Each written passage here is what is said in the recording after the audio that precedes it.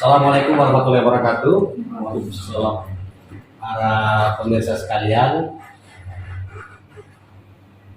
pertama-tama tentu saja karena ini suasana Idul Fitri, saya mengucapkan selamat hari Idul Fitri, minal aidin wal faizin pada semua rekan-rekan kami dimanapun berada yang sempat menonton, dan kepada seluruh pemirsa yang selama ini memang selalu aktif untuk mengikuti diskusi-diskusi yang diselenggarakan di kami.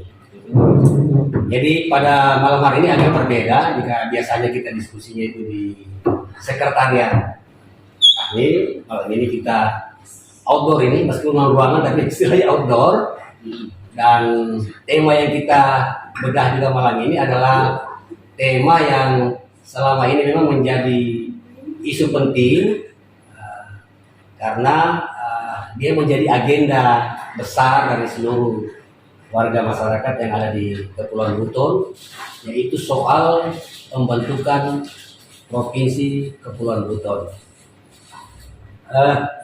Saudara sekalian, dalam musda kami yang kita selenggarakan beberapa bulan lalu itu memang sudah diputuskan dalam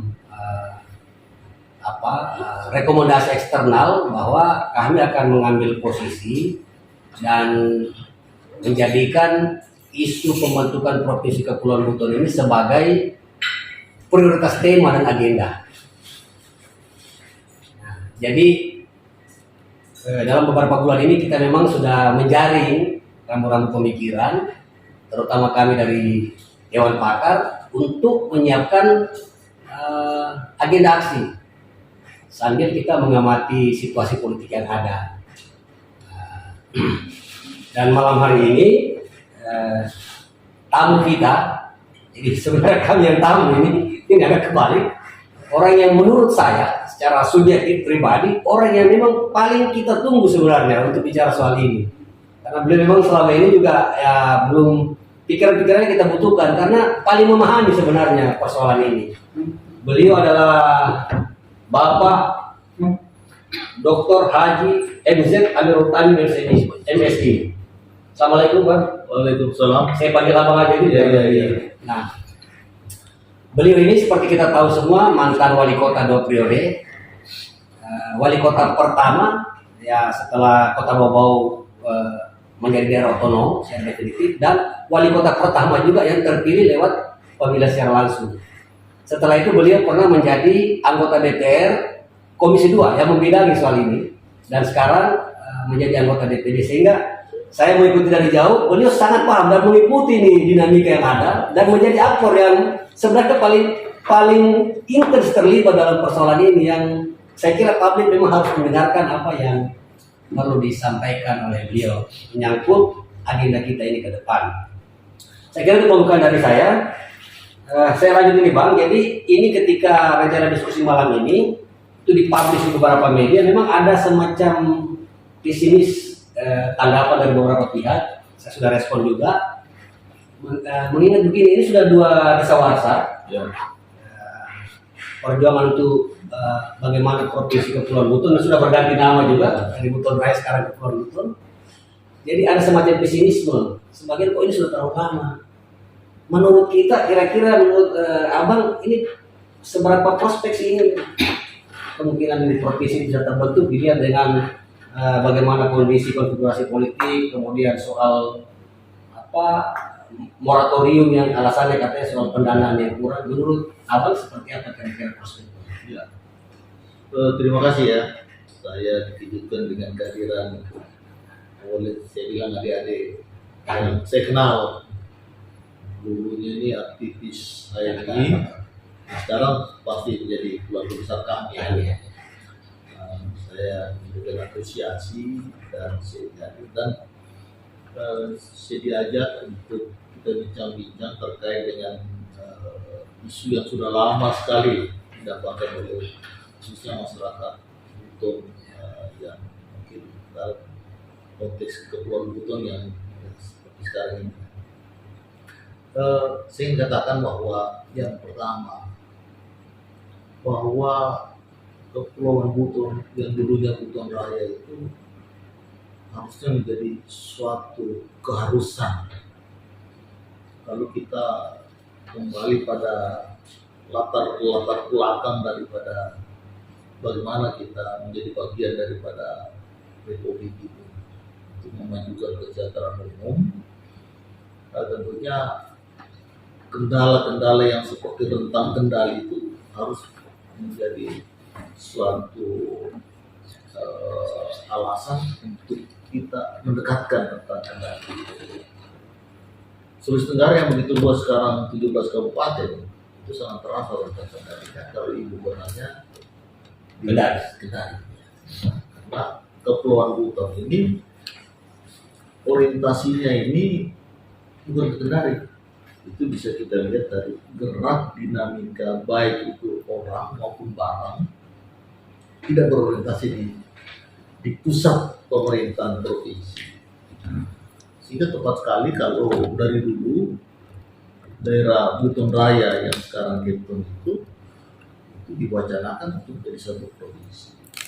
Nah itu ada pertanyaannya, kenapa perjuangan yang sudah sekian lama Ganti berganti aktor. itu belum selesai. Jadi banyak hal sebenarnya yang kita mungkin perlu gali apa penyebabnya. Tapi menurut saya kita masuk saja bahwa ada realita hari ini, pemerintah itu sementara melakukan moratorium. Moratorium sebenarnya itu karena belum lahirnya peraturan pemerintah sebagai tindak lanjut dari Undang-Undang 23 tentang pemerintahan daerah, yang di mana di dalam undang-undang itu disebutkan dalam satu klausul pasal bahwa bukan istilahnya pemekaran lagi, tetapi penataan daerah. Ya kan? Penataan daerah di dalamnya itu pemekaran. Pemekaran itu ada tahapan-tahapannya untuk bagaimana. Saya potong. Itu yang dimaksud desain kan? Desain. Ya, ada dua dalam Desain. undang-undang itu. Yang pertama itu adalah rancangan peraturan pemerintah tentang desain besar penataan daerah. Ya kan? Yang kedua yaitu tentu terkait dengan tata cara penataan daerah itu sendiri. Nah, intinya untuk menjadi suatu daerah otonom baru itu harus menjadi daerah persiapan. Ya, tapi mungkin kita tidak akan bicara di situ. Tapi bagaimana sekarang kita fokus untuk menjadikan bagaimana Jazirah Sulawesi Tenggara Kepulauan ini itu menjadi suatu daerah provinsi untuk bagaimana ada permasalahan tentang kendali dan percepatan pembangunan itu, pelayanan dan pemberdayaan dan penggalian potensi kawasan ini bisa dapat termanfaatkan dan dapat gunakan seoptimal mungkin. Saya pernah mendengar dari abang pernah orasi di satu tempat bahwa Sulawesi Tenggara memang perlu kalau kapal perlu dua mesin supaya dia bisa lebih laju. Ya, sebenarnya kalau kita melihat dari Sulawesi Tenggara seharusnya itu minimal dua. Dengan luas wilayah, dua rentang kendali, tempat geografis kita yang bisa minimal dua. Ya. Jadi itu alasan dari sisi ekonomi bahwa ada pembangunan bahwa harus dimekarkan. Ya. Karena kita sudah rasakan dalam sudah sekian 50 tahun kita jadi suatu provinsi, kan masih kita melihat ada ketimpangan pelayanan ya. Itu tidak lepas dari bangunan kendali itu. Ya. Nah, itulah saya selalu analogkan. Sebagai kita sepakat semua Sulawesi Tenggara ini kita jadikan dua mesin, dua provinsi minimal. Jadi kalau speedboat, kalau dia dua mesin pasti lebih cepat. Tapi saya ingin mengatakan bahwa untuk bagaimana kita menjadi suatu provinsi ke depan, mungkin perlu ada strategi yang harus dipahami oleh semua stakeholder daerah supaya kalau dengan cara berpikir selama ini seakan-akan ada kekurangan daripada Strategi. ya dari dasar-dasar atau syarat-syarat dari bagaimana menjadi suatu provinsi. Kalau dari syarat, dengan pengalaman kita melihat bahwa Indonesia sekarang sudah menjadi 34 dan sekarang sudah jadi 38 ya, dengan tambahnya Papua. Ya.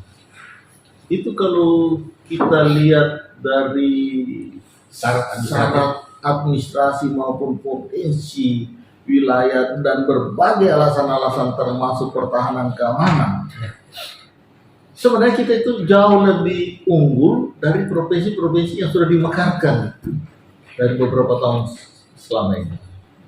Pertanyaannya sekarang, terus saya kembali pada pertanyaan awal, seberapa optimis kira-kira ini bisa? Kemudian karena kita punya ternyata potensi lebih besar. Nah, seberapa optimis ketika katakanlah moratorium ini harus berakhir? Seberapa optimis? Karena begini, Bang, tentu banyak daerah lain yang juga ingin mengusulkan pemekaran.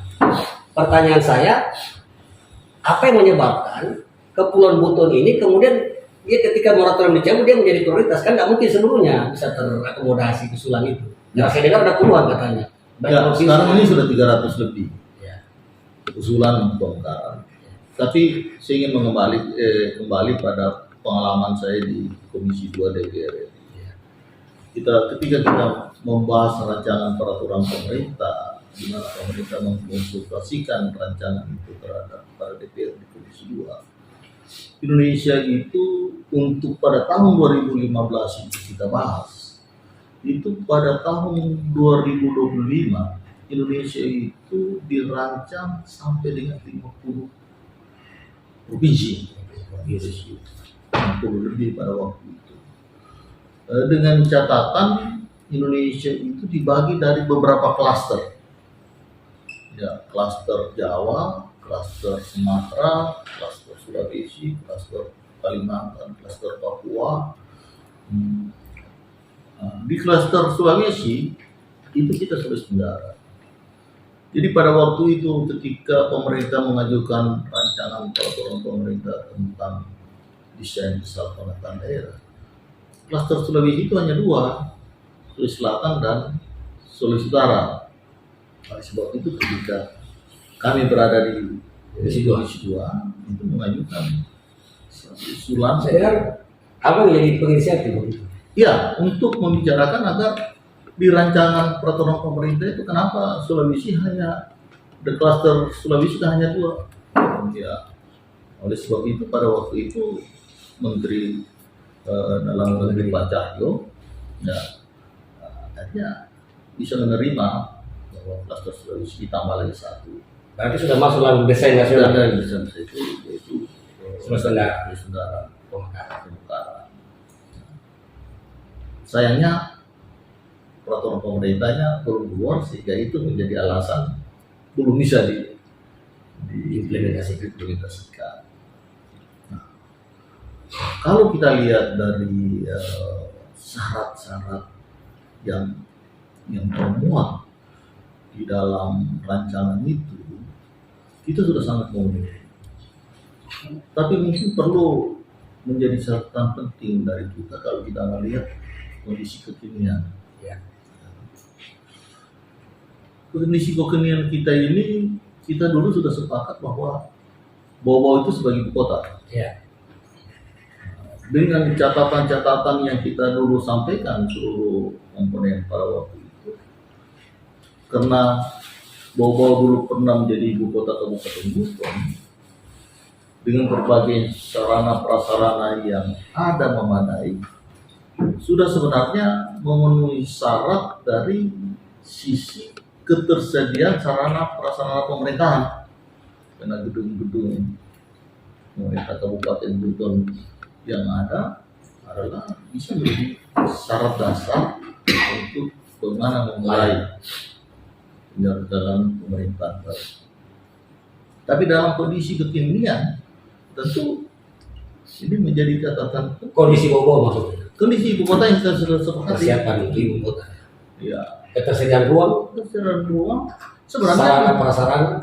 ketersediaan ruang untuk bagaimana menjadi ibu kota provinsi pada waktu yang lalu kita sudah sepakati dan kita sudah siapkan sebenarnya kawasan-kawasan bawah-bawah ini Ya. sebagai ibu kota dengan berbagai potensi yang ruang yang kita miliki itu sudah ada dalam desain besar kita juga di daerah.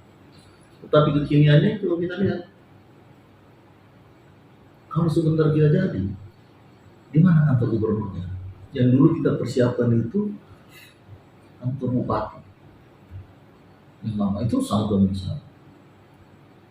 Rumah jabatan, Anda sudah lihat kondisinya. Ya. Belum DPRD-nya. Ya. Itu mutlak ya Pak? Mutlak harus ada itu sebelumnya. Ya, karena di dalam undang-undang itu disebutkan, sebelum dia jadi daerah otonom harus dijadikan daerah persiapan. Berarti infrastruktur sudah harus dulu. Persiapan itu sudah di dalamnya itu infrastruktur, prasarana pendukung bangunan dan banyak syarat-syarat lain. Sebagai mantan wali kota, ini kan bagaimanapun ini kan aspirasi kehendak masyarakat. Kalau saya pernah menulis itu, ini harus menjadi prioritas tema dan agenda. Ya.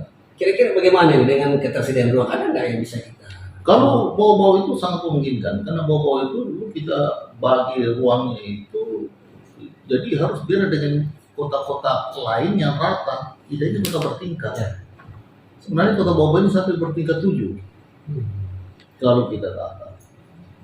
Jadi Dan masih kalau bisa ada, sangat memungkinkan. tinggal dibangun. Tinggal dibangun. Berarti pemerintah daerah harus menyiapkan itu sebagai ibu kota. Kalau pemerintah daerah bawah sebenarnya sudah menyiapkan dulu itu. Ya. Saya Tapi rasa dengan kondisi hari ini, kondisi beberapa ini sudah sangat siap kalau dari sisi ruang. ruang ya. Berarti tinggal Dari sisi ruang itu, tapi apakah mungkin perlu disiapkan perda untuk menyiapkan itu karena bisa sebagai ibu kota supaya tidak terganggu lagi, jangan sampai kemudian yang sudah disiapkan malah jadi mentah lagi. ya tentu nanti ketika dia jadi daerah persiapan, ya kan ada memang perda RT RW, Ya. terus ada nanti rencana detail, ya kan? Sebenarnya sudah bisa tercermin mana kawasan pusat pemerintahan, mana kawasan ini, mana kawasan ini. Itu akan terlihat. Dan ruang bawah ini sangat memungkinkan untuk Konsisten dengan RT ya. itu sangat siap. Belum lagi ke depannya kalau kita sudah punya jembatan Muna, Ya. Anda harus bisa melihat bahwa kawasan Kalialia dan sekitarnya, terus kawasan Baruta dan Wadia Bero itu adalah ruang-ruang yang memang siap untuk menjadi daerah-daerah untuk bagaimana tumbuhnya infrastruktur penunjang dari kawasan keperluan Buton itu ke depan. Saya kembali kepada pertanyaan awal. Jadi kira-kira optimisme kita seberapa besar ini kira-kira bisa? Harus optimis. Optimis. Jadi peluangnya besar ya, peluang besar banyak. Sulawesi Barat saja bisa, Maluku Utara saja bisa, ya kan? Ya. Dari sisi Gorontalo saja bisa, Ya. ya kan? Ya, Gorontalo sudah lebih besar kita, lebih potensial bawah. Sulawesi Barat bisa, Ya. Ya. Kalimantan Utara bisa. Jadi sekarang apa? Kepulauan Buton ini bukan hanya dari sejarah panjangnya, ini sudah pusat. Jadi apa yang harus disiapkan? Ya. Menurut Abang, apa yang harus disiapkan? Jadi kalau menurut saya, kita selesaikan dulu masalahnya. Ya. Masalahnya itu kita belum satu cara pandang mempersiapkan ini. Oke. Menurut saya, cara pandang untuk mempersiapkan ini. Kita masih gotok-gotokan siapa yang menjadi aktor. Bagaimana satu yang mempersiapkan, satu yang menggunakan untuk fungsi lain. Ya kan nggak ketemu. Ya. Berarti mungkin peran pemerintah provinsi barangkali karena untuk mengkoordinir, karena ini kan beberapa kabupaten kota agak susah. Harusnya memang ini kan Iya. induk harus punya peran. Karena induk yang pemekaran sebenarnya. Ya, induk yang pemekaran. Tetapi bisa jadi induk jadi pengendala. Nah itu juga yang jadi persoalan itu. Jadi orasinya mendukung tapi tidak ada hasil. Saya bisa berani katakan itu. Ya. Kalau induk itu dari dulu menghendaki selesai bareng. Ya. Berarti sebenarnya kalau begitu bisa kita simpulkan ini prospek. Tinggal bagaimana cara pandang kita dan political will kita semua sepakat dengan ini, ada kesepakatan kultural begitu. Oleh sebab itu kemungkinan selain memang mekanisme dalam regulasi yang ada, induk yang harus memekarkan, tapi ada pengalaman-pengalaman pembentukan daerah itu top down. Top down. Ya. Ya kan? Ya. Dan kita mengharapkan Papua kan top down. Hari ini top down. Kita mau berusaha aspirasi ini kita mendesak ke atas ketuk untuk kita bersama. Oke, top down itu juga saya kira satu strategi yang memang menarik untuk kita pertimbangkan karena selama ini memang tidak, ini yang dari bawah nggak jalan nih. Nah pertanyaan saya lagi selanjutnya, kita sudah lihat Papua kan top down, berarti kan ada faktor yang menyebabkan pemerintah pusat tergerak. Saya ingin bertanya, menggali dari kita sebagai orang yang sebenarnya menurut saya paling paham soal ini, faktor diferensial apa yang membedakan yang bisa, karena tadi seperti dalam pengantar ini kan banyak daerah yang mengajukan pemekaran yang tidak mungkin semua bisa diakomodasi ketika moratorium dicabut. Di samping tadi persyaratan administrasi, sarana prasarana, kira-kira faktor-faktor yang terkait dengan soal-soal politik yang bisa menyebabkan pusat itu boleh, oh ini harus nih seperti Papua hari ini. Jawabannya kami. Oh kami ya, banyak menarik ini. Karena kami jawabannya kami. Jawabannya kami. Ya kami. Ya. Karena kami itu Ya, ada di jaringan yang semua sama ya. Hari ini Ketua Komisi 2. Ketua Komisi wakilnya semua kawan saya malah itu. Oleh sebab itu jawabannya kami. Iya. Jadi ini kalau abang memilih lebih bagus ini karena di bawah sudah cukup, kita minta dari pusat. Saya sudah pernah menyampaikan ini, Bang, ini ke Doli TV, tapi waktu itu ya hanya sekedar menyampaikan aja. Dan Karena kemungkinan belum kita menyelesaikan secara utuh. Bagaimana Kirton itu sebenarnya dari secara histori, dari secara geografi, dari semua aspek, termasuk aspek pertahanan keamanan.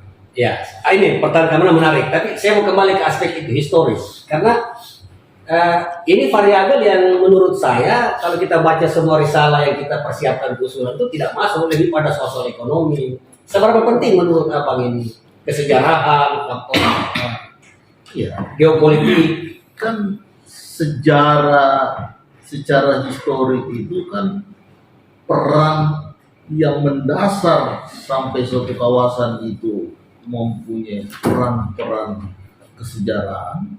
Kan itu yang pertama letak geografis, ya kan?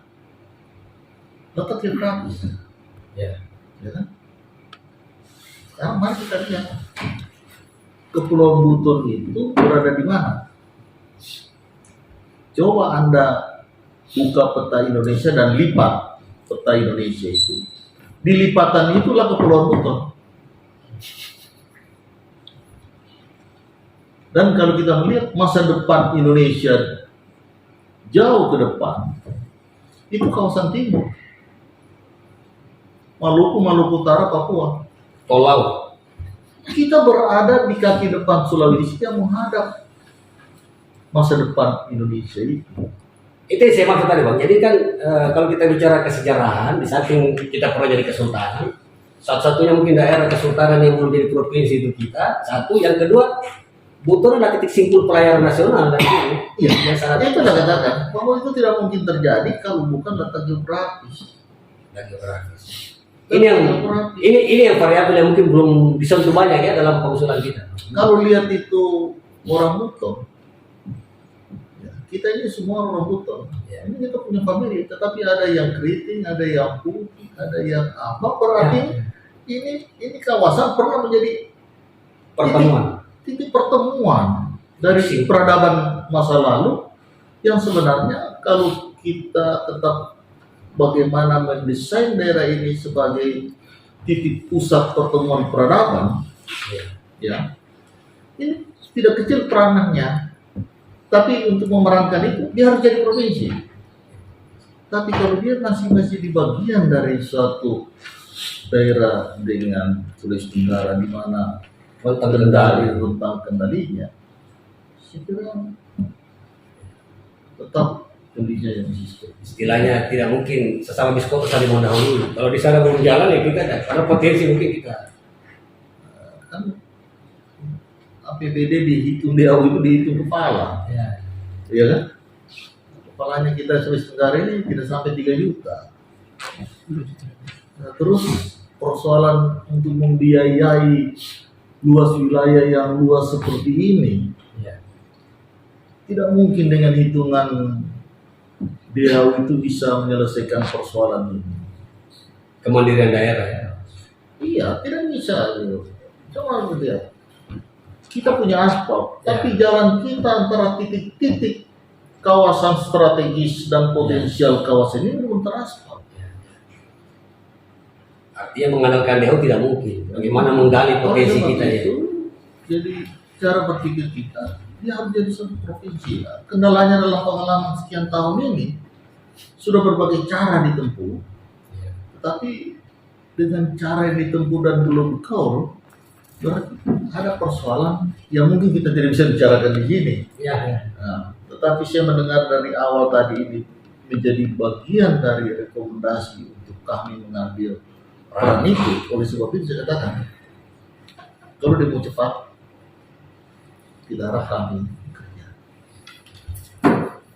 Saya kira ini jadi tugas ini menjadi kami di majelis pakar ini menyiapkan pokok-pokok pikiran yang eksekutif yang akan menjalankan. Dan kalau ini lahir dari perjuangan di mana kami ikut mengambil bagian dan kadernya cukup banyak juga di daerah ini, saya kira ini catat kata-kata saya bahwa kita akan mewarnai dari masa depan kawasan timur Indonesia. Saya kira ini sudah tergambar ini apa yang kita mau. Tinggal sedikit yang saya mau gali dari kita ini soal strategi tadi. Apa yang mungkin perlu dievaluasi kalau tidak garis besarnya menurut kita soal bagaimana supaya kita bisa satu visi lah begitu sehingga ini bisa punya daya dorong yang lebih kuat.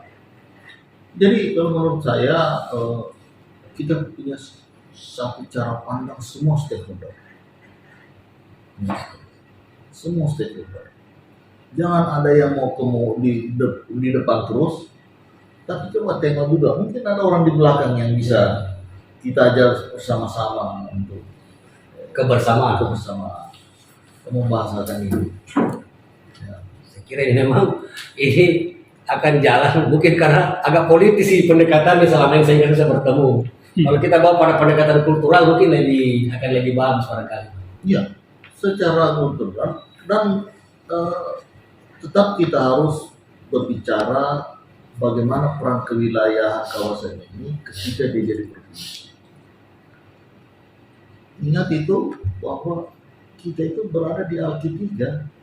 Apa itu? Alki 3. Kalau Kepulauan Indonesia ini di sebelah ini Alki 3. Dan coba tengok itu kalau lihat di udara kepulauan dan di kawasan ini, itu lalu lintas udara yang terpadat. Ya kan? Di Alki 3 itu lalu lintas kapal-kapal setiap hari itu ada kurang lebih 100 kapal yang melintas kawasan kita. Saya tidak singgah. Ya. Di laut titik-titik itu kalau kita buka peta, kita ini kan punya sumber daya alam yang cukup untuk bagaimana kita ke depan. Apalagi kalau kita kaitkan dengan pergerakan orang Buton itu sendiri, bahwa di Maluku dan Papua sebagai kawasan masa depan Indonesia itu lebih besar penduduk orang Kepulauan Buton yang berada di sana daripada yang ada di sini. Ya kan? Bukankah itu suatu prospek mata rantai untuk kita membangun Indonesia secara kultural maupun secara ekonomi melihat dari Saya pernah membaca itu di salah satu tulisan bahwa memang orang Buton di Perantau itu jauh lebih besar terjadi besar. Jumlah kita kalau di bawah mungkin 300 saja lebih. Kalau bawahnya tidak sampai 200, 100 Dengan ya, puluh juta. sementara etnis Buton di Indonesia ini diperkirakan lebih dari 1,5 juta. Oh lebih, malah lebih dari itu, karena mereka di sana sudah 3-4 generasi. Ya kan? Betul. Oleh sebab itu ketika kita membahasakan ini, dan ini memang perlu kita bahasakan semua stakeholder pada elemen-elemen bangsa ini, untuk mengatakan bahwa jangan melihat data administrasi yang kita miliki, tapi data kesejarahan kita dan pergerakan masyarakat Kepulauan Buton ini sebagai rantai penghubung dari suatu titik simpul-simpul Indonesia masa depan, ini bisa diperankan oleh kita. Tapi bagaimana bahasa-bahasa akademisnya sebentar ini diungkap, Konseptualisasinya. konseptualisasinya ini diungkap dengan melihat fakta-fakta ini. Nah, itu kan Apakah mereka juga harus dilibatkan juga untuk mendorong ini? harus terlibat. Ini yang kurang barangkali karena kita merasa selalu selama ini bisa sebagai aktor dari sini sudah mampu padahal ini. Anda lihat satu fakta sejarah pada waktu kerusuhan Maluku. Ya. Ya. Ketika terjadi kerusuhan Maluku dan terjadi di Papua, pergerakan pengungsi itu larinya ke sini. Ya. Dan ketika tiba di daerah Kepulauan Buton, tidak ada masalah. Tidak ada masalah, bisa tertampung.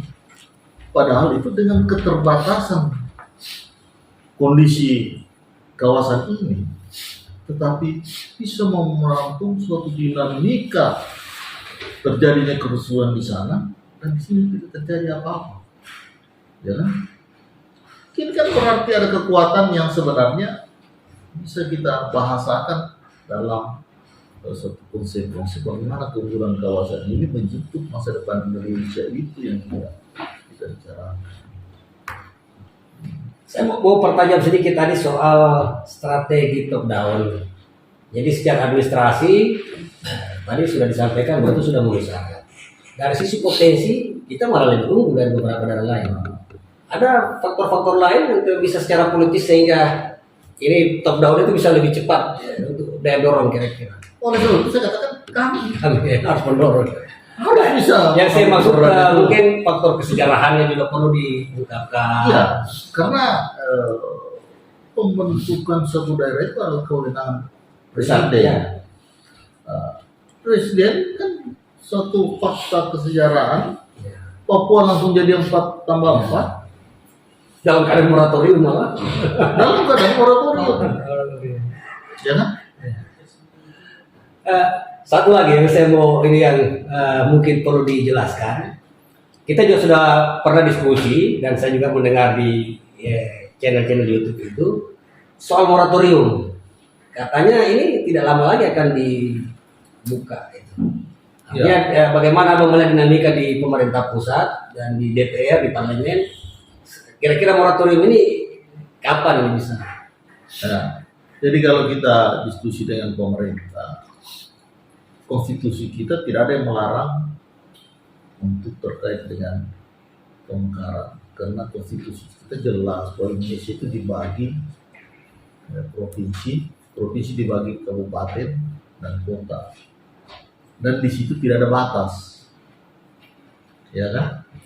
Tidak ada batas, sehingga tidak ada alasan daripada untuk suatu daerah mengembangkan dirinya menjadi suatu daerah otonom, dan konstitusi kita tidak melarang.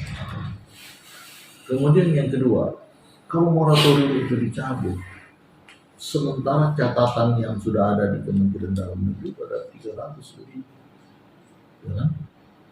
Kemudian itu termasuk kabupaten kota ya. Ya. Nah, provinsi itu kalau kita melihat itu sudah ada puluhan, karena ada klaster Sumatera, ya kan? Klaster Sulawesi, klaster Jawa. Jawa saja yang ingin mekar itu, diingatan saya itu ada Bogor Raya, mengambil Banten dan Jawa Barat, Cirebon, ya. ya kan? Cirebon. Faktor kesejarahan juga tuh Bang. Madura, Ya, Madura jadi provinsi. Malang Raya, ya kan? Itu yang saya ingat ini sudah 4 ini Pak, ya kan? Dari desain 51 provinsi. Itu 4. Mungkin masih ada lagi selain yang saya sebutkan itu ya. Ya, di Sumatera itu Kalau Sumatera itu di Sumatera Utara itu ya ada 2, 3. Serdang apa itu ya? Ya. Aceh juga begitu ada. Dan saya dengar dari Serdang itu sudah agak Oh itu udah. hampir lah, artinya bisa dipastikan dia hampir kalau moratorium dibuka mungkin yang prioritas. Ya semuanya sebenarnya prioritas. Ya. Yang Masih masuk dalam desain itu. masuk dalam desain klaster itu. Dan Kepulauan Bogor sudah masuk dalam desain. Dalam konsep rancangan Desain peraturan pemerintah desain itu pada masa saya di Komisi 2 itu sudah masuk. Tetapi kan kalau sekarang pemerintah membuka moratorium dengan 300 lebih itu, keuangan negara kita cukup.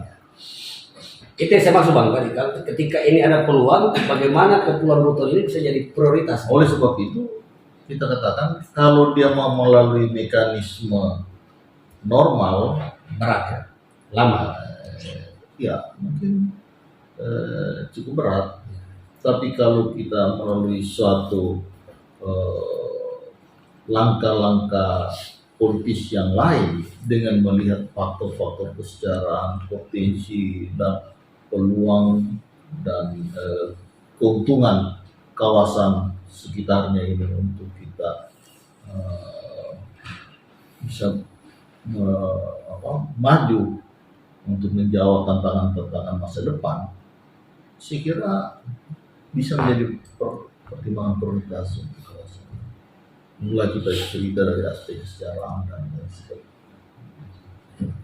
Karena saya lihat ini lebih banyak pada persoalan administrasi. Kalau kita bicara soal administrasi terus kita membahasakan saja seperti yang dimaksud dalam peraturan pemerintah itu, kita sama aja dengan Ya, negara itu yang lain. saya maksud. Sama aja, artinya tidak ada faktor diferensial itu. Ya, oleh sebab itu kita harus dengan negara lain. Itu ini kan. Mungkin siapapun yang dengar katakan aku tidak mungkin. Ya. Tapi apa yang tidak mungkin Ya. di Republik ini? Semua mungkin kan. Ini mah, ini seperti saya bilang tadi Bang, ada sedikit pesimis itu di kalangan warga. Ini yang kita mau bantah. Kita ya, asal bahwa pemerintah insya Allah akan datang siapapun yang jadi. Ya, ya. Kita harap kita kompak dan membahasakan bahwa bagaimana urgensinya pembentukan kawasan ini. Mulai dari kesejahteraan. Kalau kita gali kesejahteraan dan peran-peran kesejahteranaannya, kita bisa mengatakan bahwa Republik ini tidak adil terhadap kita. Ya. Itu yang saya maksud. Iya, Republik ini tidak adil terhadap kita. Ya, kan?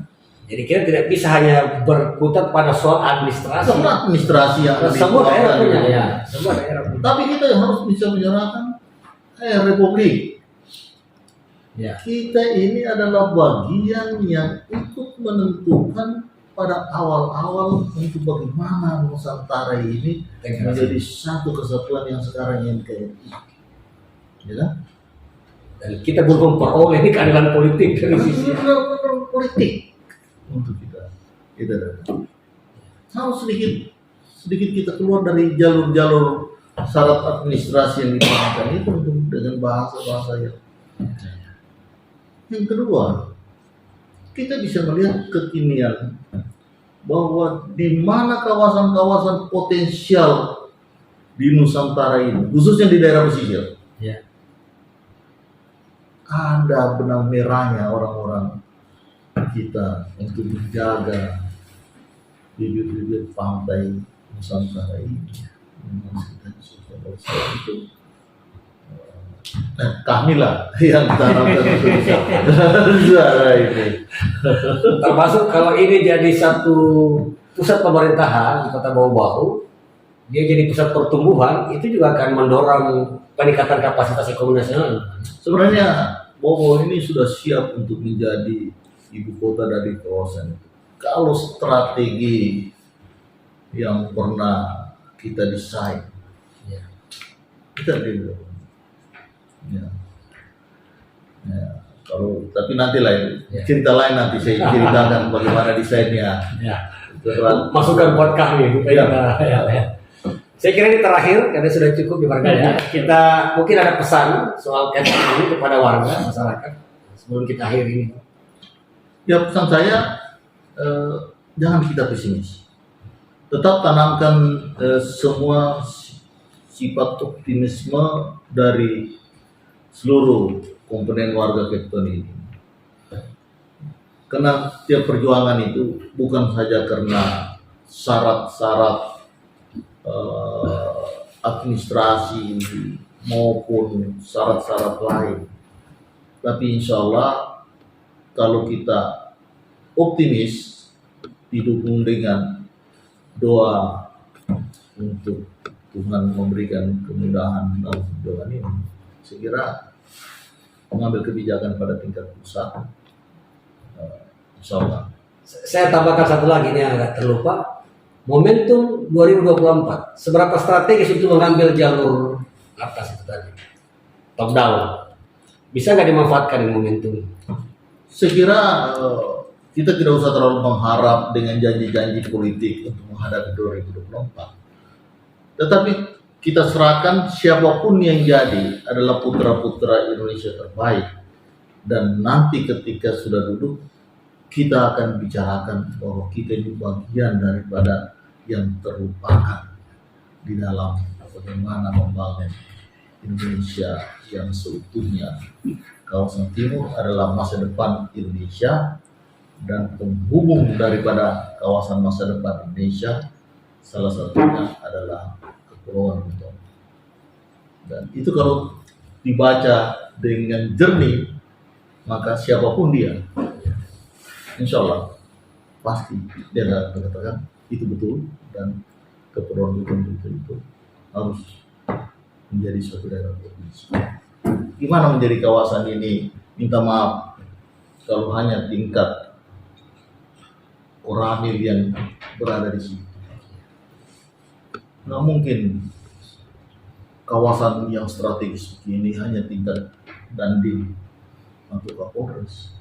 Harusnya di sini tingkat minimal Danrem, minimal Kapolda, ya kan? Minimal dan Lanau itu berada di kawasan sini. Ya. Jadi itu pentingnya Kepulauan Buton ini harus menjadi satu wilayah administrasi provinsi sehingga infrastruktur negara itu hadir di kawasan yang strategis ini. Jadi, saya kira ini menarik, ini kata-kata penutup yang menarik, dan saya kira wawancara kita pada malam hari ini itu memberikan optimisme baru bahwa sikap pesimis itu saya kira tidak perlu ada, karena memang peluang untuk pembentukan Provinsi Kepulauan Buton ini ternyata sangat besar. Tadi narasumber kita juga Pak Amirul itu sudah menyampaikan bahwa perlu kita merumuskan strategi ulang. Jadi di samping bottom up, kita juga mungkin perlu ada top down. Dan kami yang diminta untuk memainkan peran itu, menjembatani persoalan ini. Satu hal juga yang tadi disampaikan bahwa faktor diferensial tadi, bahwa karena dari sekian banyak daerah, kita beruntung bahwa kita sudah masuk dalam desain. Tapi kan itu pun juga desain itu cukup banyak sehingga tidak mungkin sekaligus, ya, karena banyak membutuhkan anggaran. Nah, kita ingin mempercepat ini sehingga ketika itu peluang dibuka, kita merupakan prioritas. Jadi faktor-faktor kesejarahan dan sebagainya, potensi ekonomi dan sebagainya, peta kawasan itu menjadi faktor yang harus diangkat sehingga siapapun yang melihat itu akan melakukan satu political will bahwa memang Kepulauan Buton itu sudah perlu untuk ditingkatkan statusnya menjadi sebuah provinsi. Saya kira inilah yang bisa kita hasilkan dari dialog kita malam hari ini, dan mungkin kita akan lanjutkan dengan dialog-dialog berikutnya. Saya kira ini sumbangan pemikiran yang luar biasa, agak lain ini dari yang sudah kita dengar dari banyak yang ada di podcast-podcast, dan saya kira bagi kami di Kandiang memang sudah mengagendakan ini sebagai prioritas tema dan agenda. Minimal ini banyak sekali yang bisa kita petik untuk kita merumuskan tadi kerangka konsep secara konseptual untuk pijakan bagi agenda aksi. Saya kira itulah pertemuan kita pada malam hari ini, dan kepada Kakanda Dr. Haji M. Amirul Tanwir SI, kami dari teman-teman mengucapkan terima kasih bersedia menjadi narasumber mengisi acara diskusi kita pada malam hari ini. Terima kasih juga karena ini agak lain, biasanya di sekretariat kami, hari ini kami yang outdoor di tempat beliau dan difasilitasi. Saya kira itu, saya tutup dengan ucapan billahi taufiq. Wassalamualaikum warahmatullahi wabarakatuh. Waalaikumsalam.